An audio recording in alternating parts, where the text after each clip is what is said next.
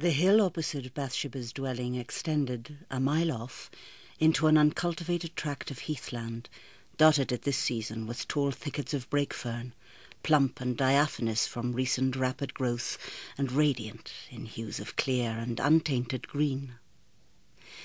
At 8 o'clock this midsummer evening, whilst the bristling ball of gold in the west still swept the tips of the ferns with its long luxuriant rays, a soft brushing by of garments might have been heard among them, and Bathsheba appeared in their midst, their soft feathery arms caressing her up to her shoulders. She paused, turned, went back over the hill and halfway to her own door, when she cast a farewell glance upon the spot she had just left, having resolved not to remain near the place after all. She saw a dim spot of artificial red moving round the shoulder of the rise. It disappeared on the other side. She waited 1 minute, 2 minutes, thought of Troy's disappointment at her non-fulfillment of a promised engagement, till she again ran along the field, clambered over the bank and followed the original direction. She was now literally trembling and panting at this, her temerity in such an errant undertaking. Her breath came and went quickly, and her eyes shone with an infrequent light. Yet go she must. She reached the verge of a pit in the middle of the ferns. Troy stood in the bottom, looking up towards her. "I heard you rustling through the fern before I saw you," he said, coming up and giving her his hand to help her down the slope. The pit was a saucer-shaped concave, naturally formed, with a top diameter of about 30 feet, and shallow enough to allow the sunshine to reach their heads. Standing in the centre, the sky overhead was met by a circular horizon of fern. This grew nearly to the bottom of the slope and then abruptly ceased. The middle within the belt of verdure was floored with a thick, flossy carpet of moss and grass intermingled, so yielding that the foot was half buried within it. "Now," said Troy, producing the sword which, as he raised it into the sunlight, gleamed a sort of greeting, like a living thing. "First we have 4 right and 4 left cuts, 4 right and 4 left thrusts. Infantry cuts and guards are more interesting than ours, to my mind, but they are not so swashing. They have 7 cuts and 3 thrusts. So much as a preliminary. Well, next, our cut 1 is as if you were sowing your corn. So." Bathsheba saw a sort of rainbow upside down in the air, and Troy's arm was still again. "Cut 2, as if you were hedging. So. 3, as if you were reaping. So. 4, as if you were threshing. In that way. Then the same on the left. The thrusts are these. 1, 2, 3, 4 right. 1, 2, 3, 4 left." He repeated them. "Have 'em again," he said. 1, 2. She hurriedly interrupted. "I'd rather not.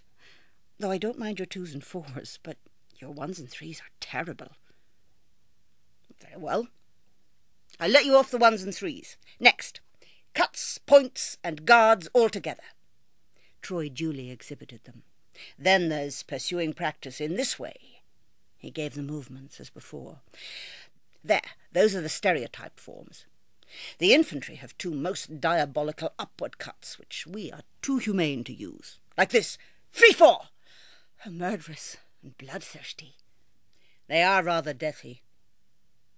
Now I'll be more interesting, and let you see some loose play, giving all the cuts and points, infantry and cavalry, quicker than lightning and as promiscuously, with just enough rule to regulate instinct and yet not to fetter it.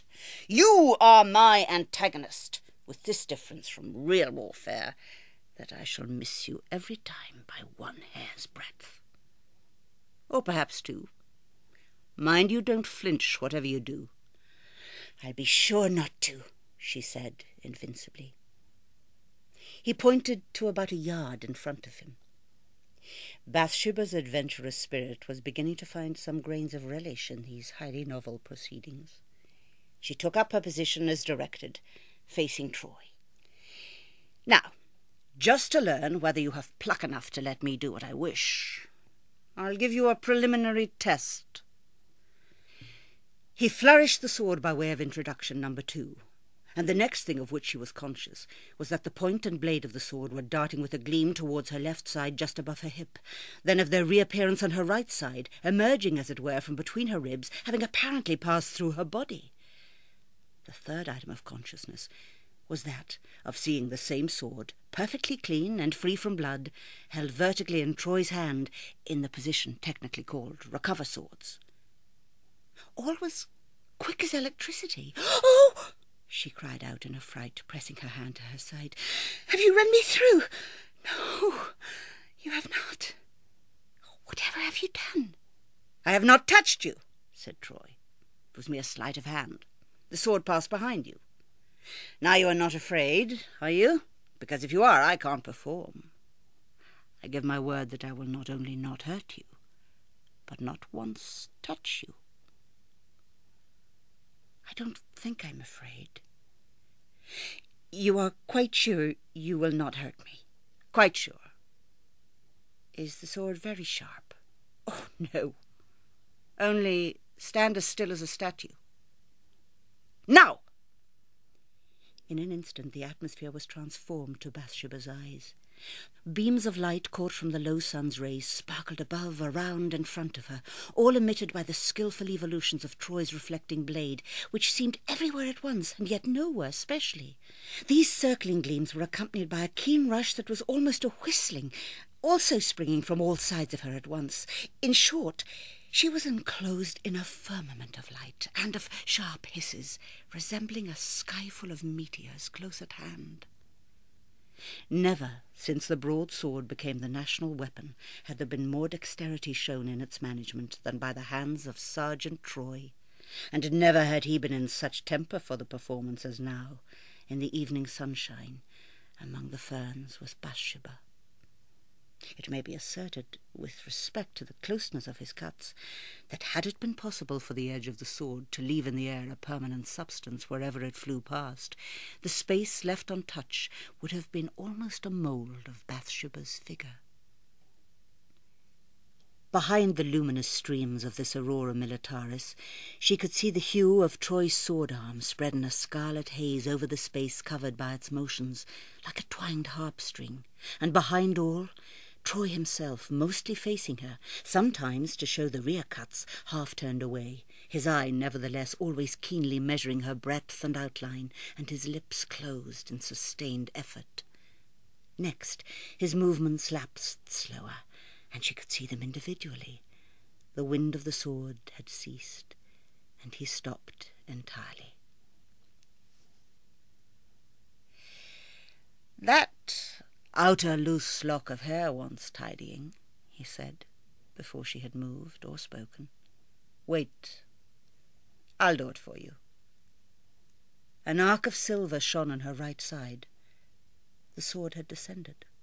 The lock dropped to the ground. "Bravely borne," said Troy. "You didn't flinch a shade's thickness.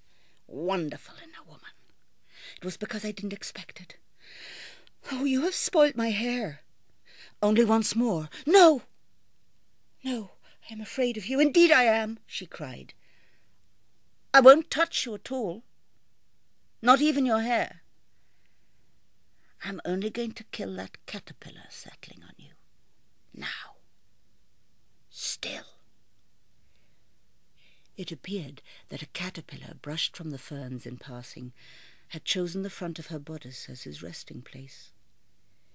She saw the point glisten towards her bosom and seemingly enter it. Bathsheba closed her eyes in the full persuasion that she was killed at last. However, feeling just as usual, she opened them again. "There it is. Look," said the sergeant, holding his sword before her eyes. The caterpillar was spitted upon its point. "Why, it is magic," said Bathsheba, amazed. "Oh, no. Dexterity. I merely gave point to your bosom where the caterpillar was, and instead of running you through, checked the extension 1/1000th of an inch short of your surface. But how could you chop off a curl of my hair with a sword that has no edge? No edge. This sword will shave like a razor. Look here. He touched the palm of his hand with the blade, and then, lifting it, showed her a thin shaving of scarf skin dangling therefrom. But you said before beginning that it was blunt and couldn't cut me. That was to get you to stand still, and so make sure of your safety. The risk of injuring you through your moving was too great not to force me to tell you a fib to escape it. She shuddered. I have been within an inch of my life and didn't know it. More precisely speaking, you have been within half an inch of being pared alive 295 times. Cruel, cruel 'tis of you. You have been perfectly safe, nevertheless. My sword never errs. And Troy returned the weapon to the scabbard. Bathsheba, overcome by 100 tumultuous feelings resulting from the scene, abstractedly sat down on a tuft of heather. I must leave you now, said Troy softly, and I'll venture to take and keep this in remembrance of you. She saw him stoop to the grass, pick up the winding lock which he had severed from her manifold tresses, twist it round his fingers, unfasten a button in the breast of his coat, and carefully put it inside. She felt powerless to withstand or deny him. It was altogether too much for her, and Bathsheba seemed as one who, facing a reviving wind, finds it blows so strongly that it stops the breath. He drew near and said, I must be leaving you. He drew nearer still. A minute later, and she saw his scarlet form disappear amid the ferny thicket, almost in a flash, like a brand swiftly waved. That minute's interval had brought the blood beating into her face, set her stinging as if aflame to the very hollows of her feet, and enlarged emotion to a compass which quite swamped thought. It had brought upon her a stroke resulting, as did that of Moses in Horeb, in a liquid stream, here a stream of tears. She felt like one who has sinned, a great sin. The circumstance had been the gentle dip of Troy's mouth downwards upon her own. He had kissed her.